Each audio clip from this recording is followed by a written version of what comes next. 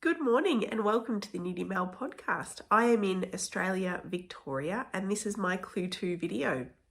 Before I begin today's video, I would like to acknowledge the traditional custodians of this land, the Wadawurrung people, and I would like to pay my respect to elders past, present, and emerging. Let's get into this. I don't really know where to start. Let's talk about Clue 1 first. Holy dooly. What a Clue 1 that was. Are you all still knitting along with me? Or are you somebody who decided to wait and see how Clue 1 went? This worked out very well for you this year.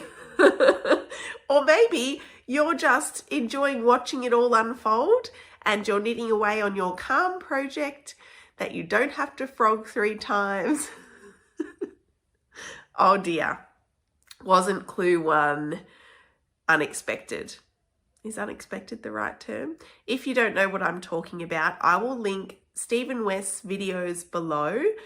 However, I am sure you've probably heard all of the... It's not drama. I guess it was drama, let's be honest. However, I will link it below so that Stephen West can explain it all to you. I think that we can all agree that poor Stephen had zero intent of having his Clue 1 resemble a hate symbol. However, I was so impressed that he took 100% accountability when you're designing a pattern that's going to be knitted along all around the world. It's really lovely to see that he took accountability for it, made the changes he needed to. However, I felt so deeply for him. In his second video, he must have been hearing so many stories. He must have been just bombarded with messages, and I really hope that he's being kind to himself. I have loved seeing the fibre community come together. It has been so beautiful to see. Before I go and show you my Clue 1 and the version that I chose to pivot to, I am Team Pivot. I am lucky Team Pivot, but I'll get to that in a little bit.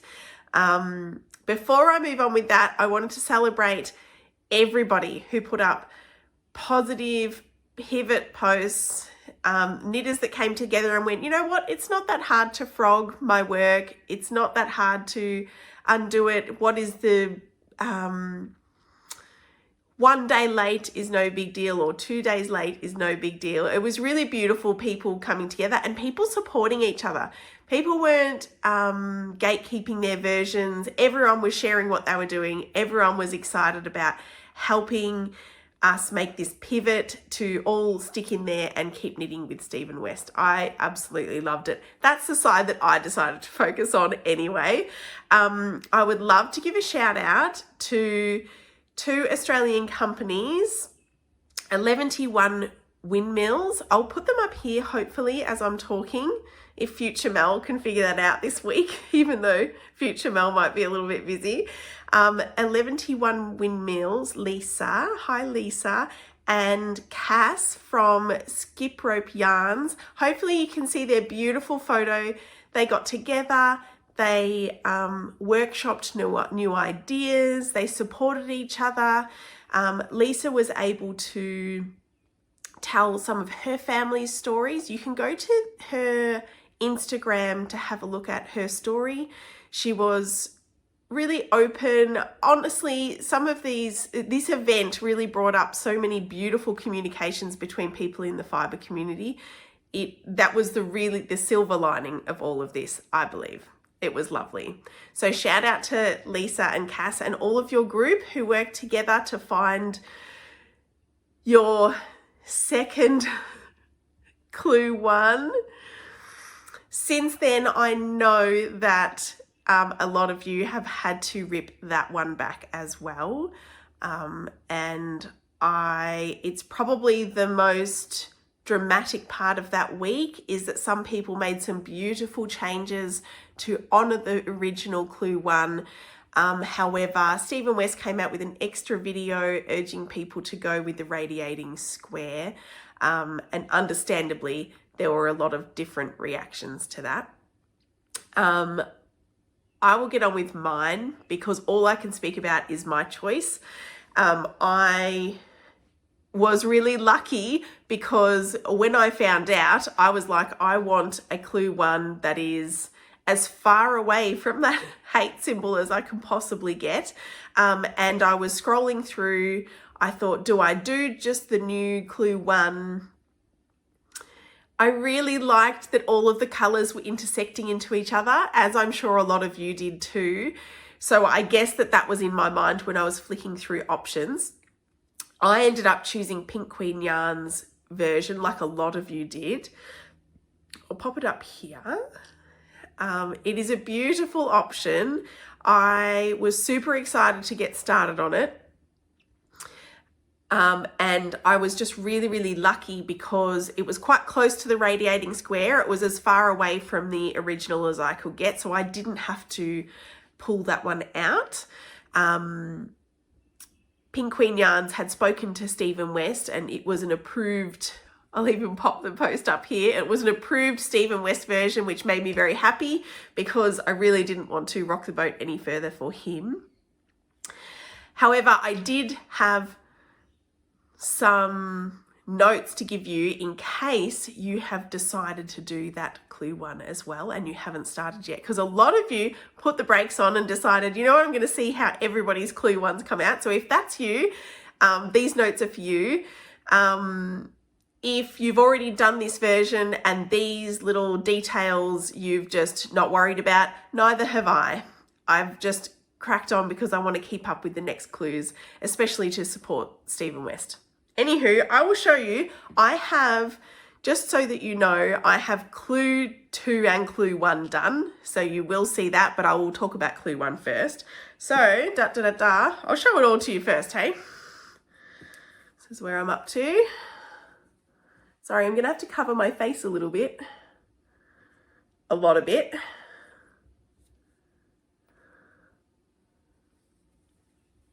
So this is my Pink Queen Yarns. The ends. Oh my gosh. I don't think I've ever had to weave in so many ends. So as a lot of you had commented in my last video, just like you, I also found the Yarn Labs video. I'll pop it up here. Instead of the Weave and Steven, I think I was saying it the wrong way around last time. Instead of the Weave and Steven, where you take 2 ends at a time to weave in, the Yarn Lab does 1 strand at a time. You go back to the other end and pick up the second one and weave that in. That worked really well. I'm still nervous. I've never done it this way. I usually duplicate stitch and then back in on itself. So admittedly, at the end of my Clue 1, I still went back. And just back stitched a little bit to make sure that my ends don't come out. But it was much nicer. And I think the way that this is built, it is good to do it to keep your seams nice and tidy. Otherwise, if you don't weave in as you go, you're going to go back, and if you pull things at different rates, I don't think you'll get as neat of a seam, if that makes sense. I hope that makes sense. I'm probably not making sense. So it was a really lovely rhythm. It is a really nice Clue 1 to knit. However, I wasn't getting a very neat seam to start with. I'll show you my seam. Hopefully I can show you. I feel like that's quite a neat seam in the end. I will pop up a video here of how I picked up along the first 3 seams. So you knit a triangle, and then as you're knitting the second triangle, you're joining the second triangle into the first triangle. And you do that for each of the triangles. And I was absolutely loving it. Once I'd figured out how I wanted to do it, I'm picking up 3 legs. Instead of just the 2 selvage stitches, I'm also picking up a 3rd leg to get a more uniform seam, if you will, a more decorative seam. However, you come to the final seam, which if you've knitted this, you know exactly what I'm going to say. Not all the seams are the same. And my brain didn't enjoy that. However, I've let it go. I don't know if you can tell. I'm sure you can tell. This seam is not the same. I must have spent an entire day trying to get this seam to look the same as these seams. How many times have I said seam?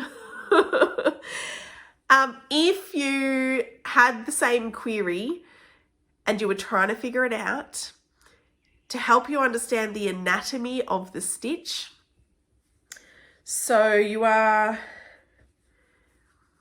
joining them on the wrong side, right? So you're knitting across and you're picking up, well, what are you doing? You're joining, you're doing the slip, slip, knit, and then you're turning your work and then working along the right side. So with the final triangle, you're actually joining at both ends, and I'll find the one that's not the same. Sticks out like a sore thumb on the back side. Look at that. Such a big difference, and it's all because of the turn. So with this side, you need to knit 2 together, and on this side, you're slip, slip knitting.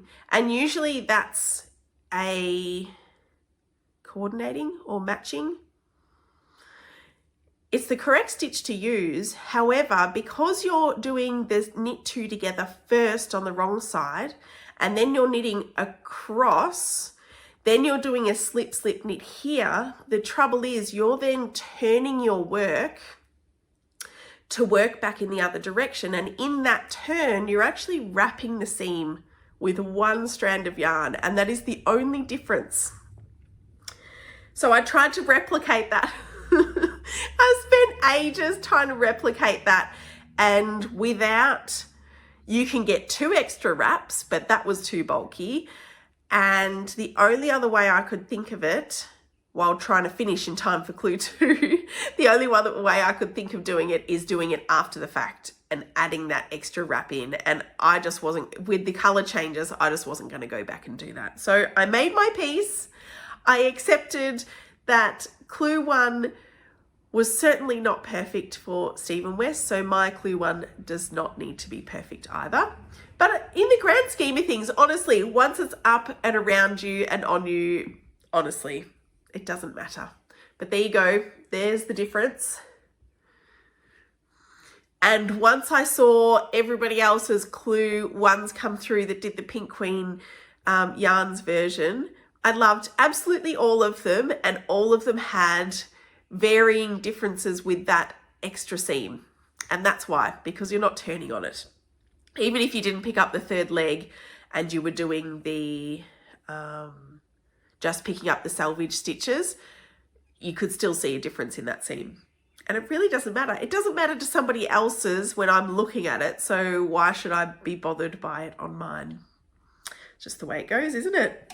So I loved it. I highly recommend it. I love that the colours intersect and that you've got all 4 colours on the centre. And I think in the end, it translated really well to clue 2. So my clue 2 is finished as well. So much fun.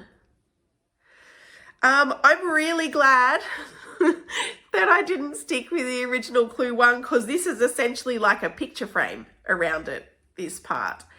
And also, how relaxing. Does anybody feel a little bit nervous about clue 3 and 4? Because this was like relaxing, peaceful knitting. And I'm like, every stitch I'm like, yeah, clue 3 and clue 4 is going to be intense, I believe, especially since he said that they're his favourite clues. I picked this up a few times, this centerpiece. Did you? I hope that I've got it looking as neat as I can get it. I'll show you the other side. I think one ended up being better than the other, but I was like, I just need to get on with this so that I can catch up. I think overall it'll look lovely. There you go. So the only modification I made, I didn't do the mohair dare. I didn't have a mohair to go with it. The only modification I made is that I definitely did do, for these sections, I did make one right pairwise and make one left pairwise. I did it to start with. I messaged my real life knitting friend Michelle and said, do you think we should be, because I knew we were on the purl side when we were increasing. I said, do you think we shouldn't be doing make one right? Should we doing make one right pairwise? And she had a look and she had a couple of ideas as to why it would just be a knit wise. But then once we both got knitting it, she decided I'm doing pairwise, and I'd already decided, I'd already ripped back. I think I'd had 3 of these already done. But I decided, no, because it was looking a little bit too messy. However, it still doesn't look super sleek here anyway. So if you've done the knitwise ones, I wouldn't rip it back. I think overall, in the grand scheme of things, it probably doesn't matter. See, I'm already learning from Mr. West, letting go of little things like that I would normally go back for in other projects, because really in the grand scheme of things, once it's all bundled up on you, you're not going to notice a seam that's not matching or a pickup that's not exactly right. And I would certainly never notice it in anybody else's knitting. I wonder if you're the same. So where on earth are we going? Where are we going? Are we going to just do, I'm wondering if this is still the center here and we're doing clue 3 and clue 4 all the way around. I shouldn't make predictions. I've made predictions all along. I'll have to paste all my predictions together for the finished clue.